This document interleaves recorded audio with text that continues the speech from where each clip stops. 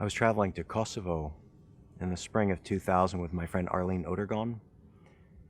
And on the plane, we met a woman who had been to some of our forums in Croatia for that project, Building Sustainable Community After the War. And she was now the country head of an international organization in Macedonia.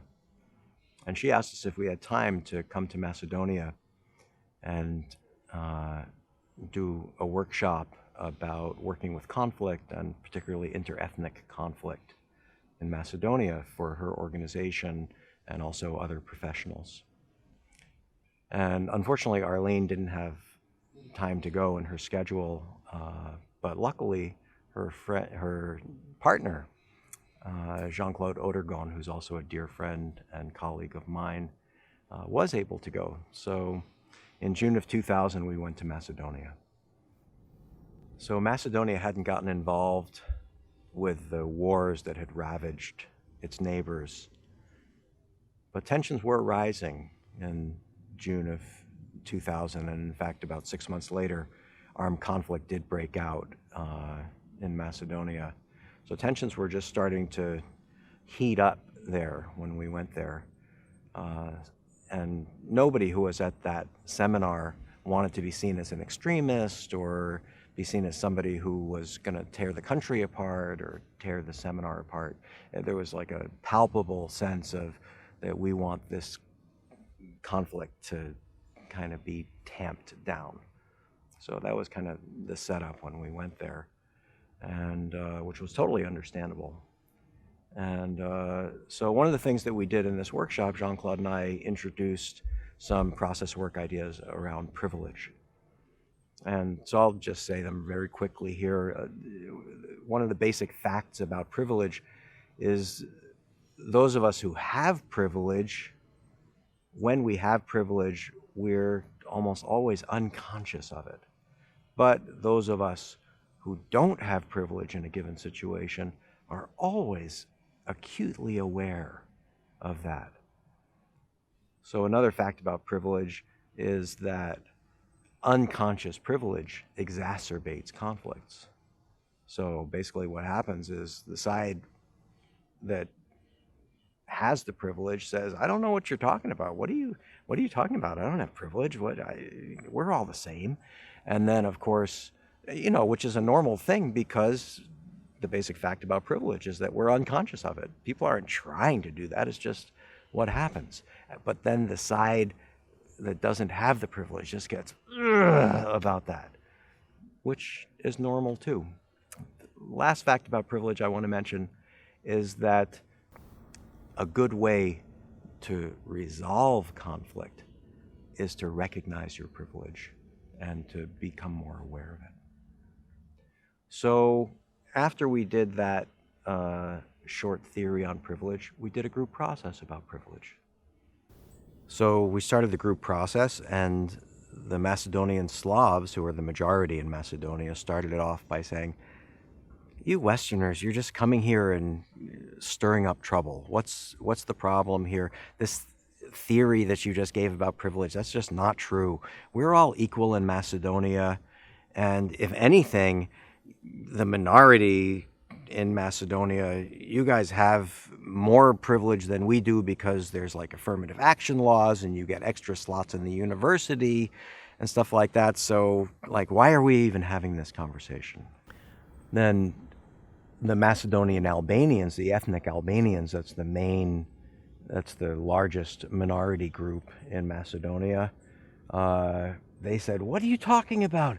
You've got all this privilege. You have this and this. And they were really upset that the Macedonian Slavs weren't admitting that they had privilege. And just like I just described, it went back and forth like this, where the Slavs were saying, no, we don't have privilege, and the Albanians were getting more and more angry. And there were two people there, a man and a woman, on the Albanian side who were the most upset about this, and they were the most vocal about it. And they were talking shoulder to shoulder about it and telling the Macedonian Albanians how much privilege they had. And at one point, this Macedonian Albanian man said, there isn't any place in my life where I have privilege. I am just on the non-privileged side everywhere. There isn't one place in my life where I have privilege. And in that moment, all the Macedonian Albanian women in the room started to laugh, including this woman who had been fighting shoulder to shoulder with him. And he looked at her, and he had the look on his face like, "Et tu, Brute?" It's like, why are you turning against me now? But he really trusted her, and he said, why are you laughing at me? And she said, are you serious? You really think that as an ethnic Albanian man, you don't have any privileges? And he said, what are you talking about? And she started outlining the different places in their community where he as a man had privilege, where she didn't. And you could see his eyes open up, that he was thinking about these things for the first time. And then something incredible happened. He turned to the Slavs on the other side, and it was like a light bulb had gone off in his head. And he said, wow, I've been thinking this whole time that actually you knew that you had privilege, but you just weren't saying it. But now I realize that probably you're like me, and you probably just don't even know.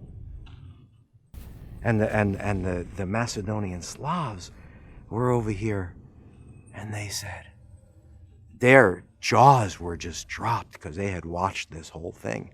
Their jaws had dropped open, and they said, wow, we just saw that whole thing that happened with you, and we realized maybe we're like you too. Maybe actually we're not noticing something about our privilege. And then Jean-Claude and I said, well, are you interested? Do you want to know something about that? And they said, of course we want to know. And then we all sat down and we had a real discussion about what the privilege situation was and the complexity of privilege there.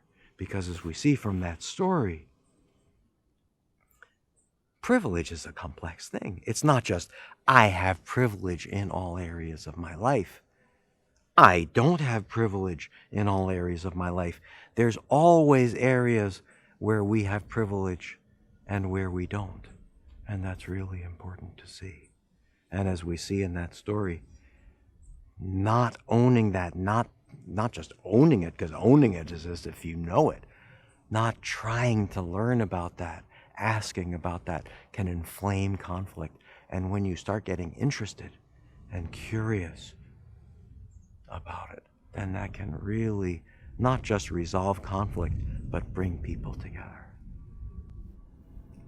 So another really important aspect of this story is that it shows that everybody always feels like the aggrieved party. This is part of this thing about not noticing your own privilege, that you always feel, I'm the one who's being hurt. And this isn't just there in that thing, it's all over the world. I'm remembering a situation the second time that Arlene Odergon and I went to Croatia. We were doing a group process, and it began by a Serb standing up and saying, in 1995, you Croats did this to us. He sat down, and a Croat stood up and he said, yeah, well, that's because in 1991, you Serbs did this to us. And then another Serb stood up and said, well, that's because in World War II, you Croats did this to us. And in 15 minutes, we were in the 14th century. But don't think that that's just those crazy people in the Balkans. That's everywhere.